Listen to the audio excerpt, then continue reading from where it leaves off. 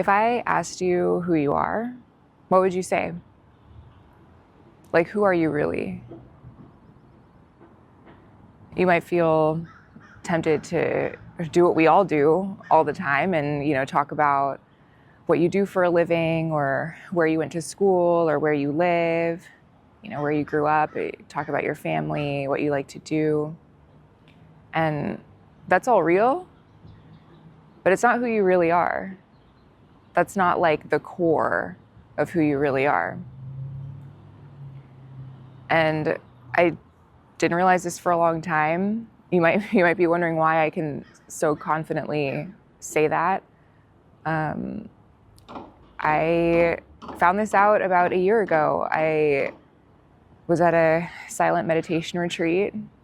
This was the second one I've ever done. And it was about 3 days in. And on that third day, I left my body. I basically experienced ego death. I kind of go between thinking about it as ego death and like an out-of-body experience. It was kind of both. I'm not really sure that there's a difference between those two things, but yeah, my body dissolved, my ego dissolved. It kind of felt like this Natalie entity got like almost like peeled off and dissolved and almost like set on a shelf. And I just expanded. I expanded to just what felt like infinity. And it was really clear in that moment that I had gone home. It was like, yeah, I just felt kind of just this deep relief. I was like, oh, wow, okay. Yeah, I'm back. Like, this is actually me. And Natalie is like a little mask and a bundle of stories. Yeah, needless to say that it was a really life-altering experience. I feel like I'm even still integrating like what it means and what to do about it, but it feels really important to share because I feel like there's a lot of struggle and anxiety and suffering and pain that comes from our forgetting that we are so much more than our bodies. We are so much more than the ego. The ego is like this bundle of stories, the where are you from? What do you do for a living? What's your name? Who are your parents? Where do you live? How much money do you make? All of these like external metrics that we use to distinguish ourselves from others, like that's the ego. And our whole society is built on thinking that the ego is all we are. Our whole society is built on reinforcing the ego and really like keeping us from the truth of who we actually are. And it's so freeing to step back from the ego and experience that truth. And like it's tough because now it's not like I'm going through, my day 24/7, like totally dissolved and, just moving as a field, moving as this like, infinite spaciousness. Like that's not happening because, obviously I'm like still here living on earth. I have a job, I have rent, I have a partner, I have friends, I have a life. So I feel like that was kind of the big question for me after that experience is like, what do I do now? Like, I have had this really life-altering, like perceptually altering experience. It was true and real, and it felt like remembering this long lost truth. And I was like, now what? Like, how do I go back? And this, like I said, this was like 3 days into the retreat. So I still had a few more days. So yeah, it was 7 days. So it's, I had this experience a few more times on that retreat. And there were whole stretches that I spent where I was just like in that peaceful, infinite state of just not having to be Natalie and really just getting to be loving awareness, really. I mean, that feels like the most core, like, essence of what I am, what I believe we all are, is loving awareness. Like, that's how I would describe that infinite state, that sort of field that I was, that I am, that we all are. And I say that because,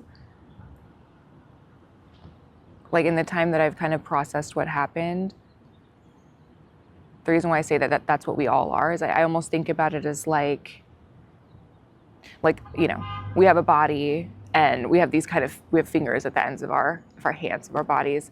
And it's almost like loving awareness is the hand or the body. And then each of our egos is a finger, like with like a little face, you know, and like a little, a job and a family and personalities. And some of the fingers get along and some of them don't spend time with each other and all these things.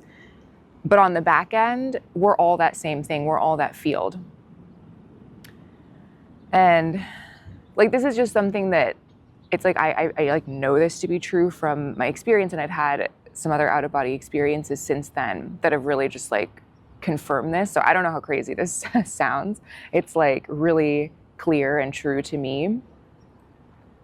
And I hope we can all experience that, at some point, because I feel like it's just really freeing,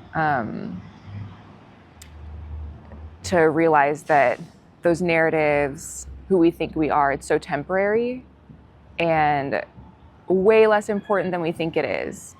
And so, yeah, anyway, going back to the retreat. So yeah, that was day 3.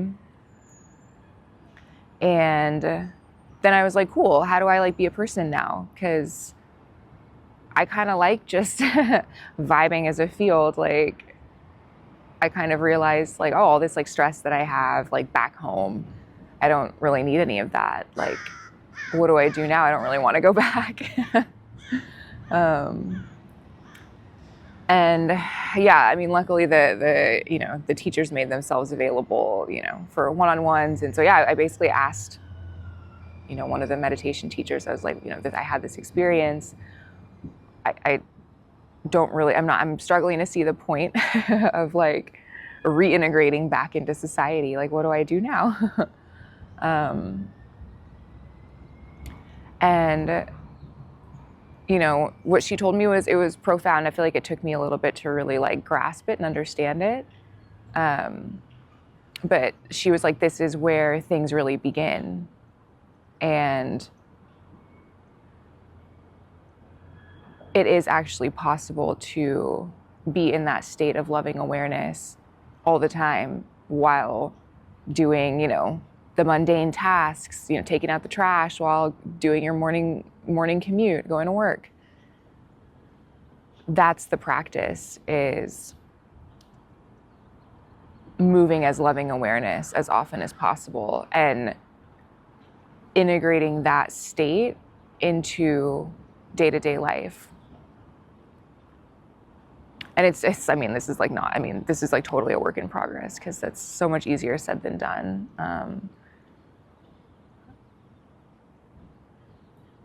But it feels really important to share what I have found to be a really helpful practice, because I, every day, am still identifying with my ego, feeling stressed here and there about, money and job and how I'm spending my time, and am I living a life well lit, all these kind of big questions and just the minutia of life in modernity. And yeah, as much as I recognize how much suffering and stress and pain comes from forgetting that I'm not actually just this person in this body living this one specific life, that I'm actually everything and nothingness at the same time. I'm actually loving awareness. Like, that is really me. Like, as much as I'm aware of that and had that experience, I still forget it all the time. And so I feel like one important thing to share is just that that's part of it. That's like part of being here. That's part of why we're all here, is to reckon with that struggle, is to forget that we are loving awareness. We can't die. We're infinite. We're interconnected. We're love. We are forgiveness and forgiven all the time, constantly. We are unconditionally loved and love itself. Like, we are here to forget that. Like, that's part of the process of growing and evolving, is forgetting that truth and struggling through this very like dense reality here, where we're inundated with messages that we are finite, that when we die, that's it, that we're separate, and what matters is, you know, what job we have or what other people think of us. Like, it's hard. This is like a really hard place to be. And that's kind of by design, because, you know, the universe, awareness, is wanting to fully understand itself and explore every facet of itself, to know itself deeply and to evolve itself. So, like, you know, we're loving awareness, getting to know itself. We're the universe knowing and loving itself. And that's why we're all here, seemingly separate, you know, so we can all have these different experiences and bring that back to the whole. And yeah, so all of this is to say that we are so much more than we think we are. We're so much more than society tells us we are. And as much as learning this has like really made me want to just exist as loving awareness all the time, I'm very humbled by the fact that that's not possible. But I'm also encouraged by the fact that it is possible to access that. It is possible to reconnect with that in daily life. And here's what's helped me do that. I'd be curious if, you know, these things are helpful to other folks, either who, like, you know, meditate like I do, or just are living and want to experience a little more ease, a little more calm, a little less anxiety. I mean, I feel like the first thing is just really noticing what's happening, noticing what you're feeling, because those moments of anxiety, those moments of fear, that's the ego talking. Because in reality, like in this fundamental reality, beyond earth life, beyond being in a body, beyond all these things, we're safe. We can't even die. Like, there's nothing to actually be afraid of. So when those moments of fear arise, it's noticing them and saying, oh, yeah, there's fear, there's anxiety, there's stress, there's contraction. And yeah, that's the ego. That's okay. The ego can be here. But who's noticing that? Who's aware of those feelings? Who's aware of the stress? Who's aware of the anxiety? And who's aware of the ego? That's the powerful question to ask in those moments. Who's aware of this? And even as I ask that question now, I'm able to click back in. There's this moment of peace. there's this moment, there's this reprieve from the mental chatter. Loving awareness is always here. And that question pulls back the curtain. Who's noticing this? Who's feeling this? Who's aware of this? Because everything we experience, every thought, every emotion, every, sense, experience is all happening in loving awareness. It's not just constrained to this body. This body is almost like an input device. We're like using these bodies to collect data for the universe, for loving awareness. So that question, who is noticing? Who is aware? Who is feeling this emotion? Who is experiencing this sensation? Doesn't have to go away.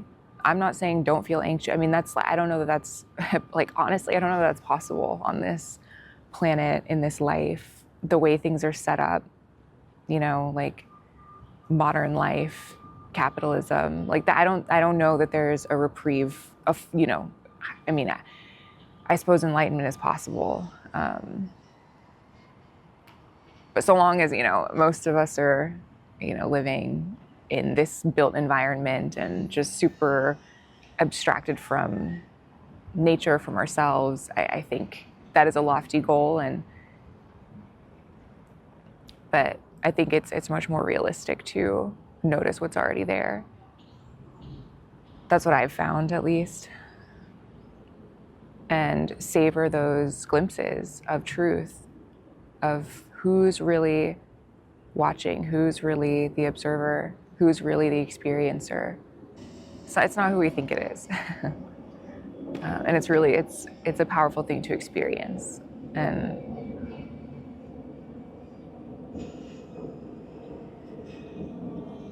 I think, okay, here's another thing you can try. So I'm gonna do this live and see if this works.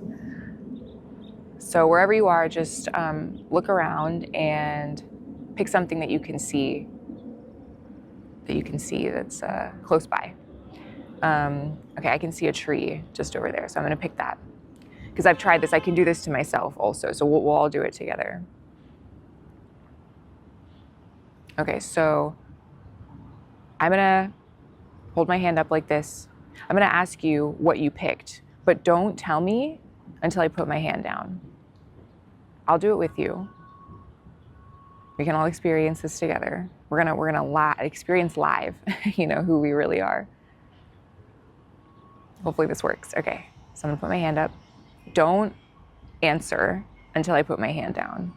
You can answer in your head or out loud. I don't know if you're somewhere you need to be quiet. You don't have to say this out loud. It can just be in your head. This can totally happen in your head.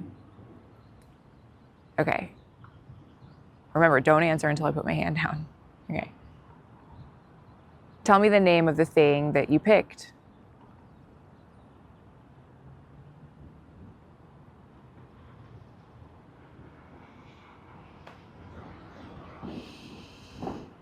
Okay. I hope that worked. I can tell you what I experienced. Silence. Silence. It was almost like I wasn't thinking about anything in particular. It was just open awareness. That is that's a very close approximation to what I experienced that day. It was for a much longer period of time. And that is us getting a taste of who we are. Like that silence, that space, that open awareness, that is who we are.